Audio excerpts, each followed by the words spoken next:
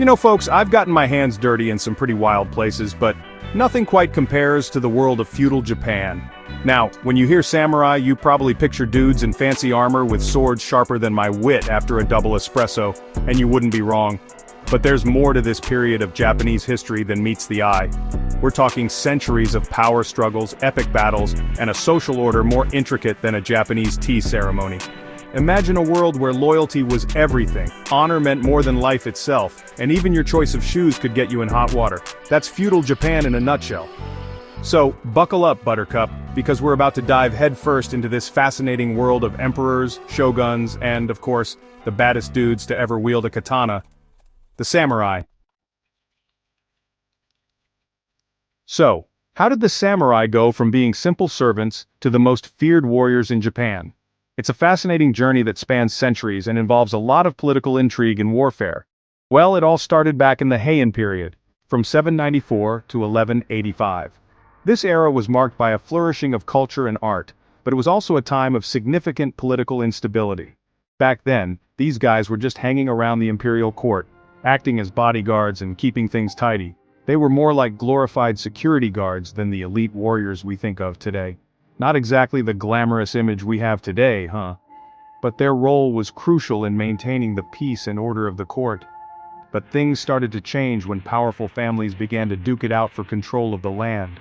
These conflicts, known as the Genpei War, were brutal and required skilled fighters. These families needed muscle, and who better than the sword-wielding guys they already had on speed dial? The samurai were perfect for the job, and their skills were in high demand. Fast forward a couple of centuries and bam! The samurai are the main attraction. They evolved from mere bodyguards to the ruling military class wielding significant power and influence. They've got their own code of honor called Bushido, which basically means they're all about loyalty, discipline, and kicking butt when necessary. This code was not just about fighting, it was a way of life. These guys were the real deal, trained from childhood to master the art of war. Their training was rigorous and covered various aspects of combat and strategy. And let me tell you, they didn't mess around. Their dedication to their craft was unparalleled, and they were always ready for battle. We're talking archery, swordsmanship, and horseback riding skills that would make a rodeo clown jealous. Their versatility and expertise made them formidable opponents on any battlefield. Now, while the samurai were busy perfecting their sword skills, there was another power struggle brewing at the top. The samurai, with their rigorous training and strict code of honor, were the backbone of military might. But their prowess on the battlefield was only one part of the story. Enter the shoguns, military dictators who basically ran the show while the emperor chilled out in the palace. These shoguns were the real power brokers, wielding authority over the land and its people. Think of it like this: the emperor was the CEO, but the shogun was the one calling the shots. The emperor might have had the title, but the shogun had the influence and the control. And let me tell you, being shogun was a tough gig. You had to play politics like a pro, keep those ambitious samurai in check, and oh yeah, defend the country from invaders. Balancing these responsibilities required a mix of strategic brilliance and ruthless efficiency. Talk about a full plate. The shogun's role was a constant juggling act, managing both internal and external threats. One of the most famous shoguns was Tokugawa Ieyasu, a cunning strategist who finally unified Japan in 1603. His rise to power was marked by shrewd alliances and decisive battles. He established the Tokugawa shogunate, which lasted for over 250 years, bringing some much-needed peace and stability to the land. This era, known as the Edo period, saw a flourishing of culture, economy, and social order. Of course, this being feudal Japan, there were still plenty of power struggles and rebellions simmering beneath the surface. Despite the outward calm, the undercurrents of ambition and conflict never truly disappeared, making it a dynamic and often volatile period in Japanese history.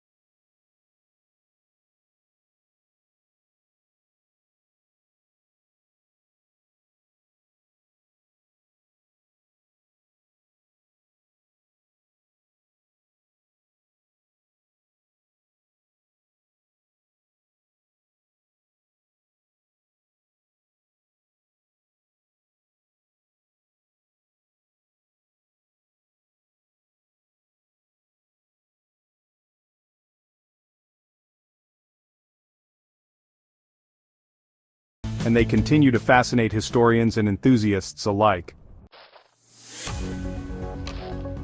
Section 5.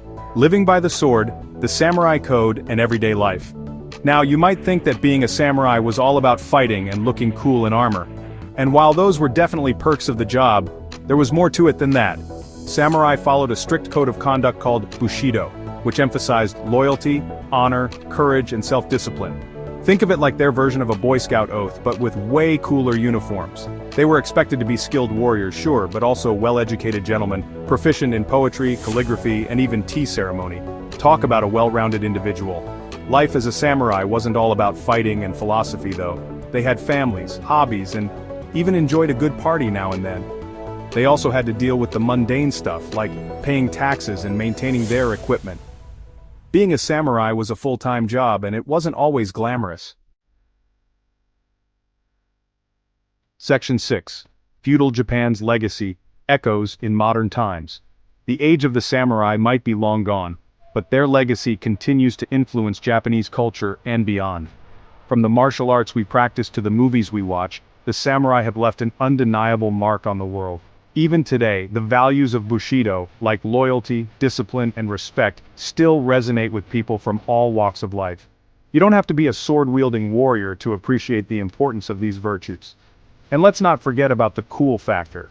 Samurai swords, armor, and art are still highly prized by collectors and enthusiasts around the globe. There's just something about a finely crafted katana that screams badass.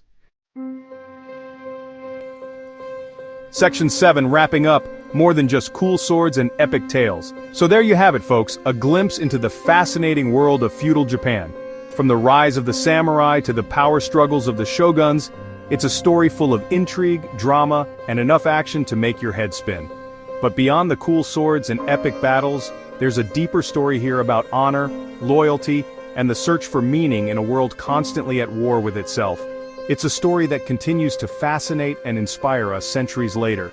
So, next time you see a samurai movie or admire a beautifully crafted katana, take a moment to appreciate the rich history and culture that gave birth to these enduring symbols of Japan.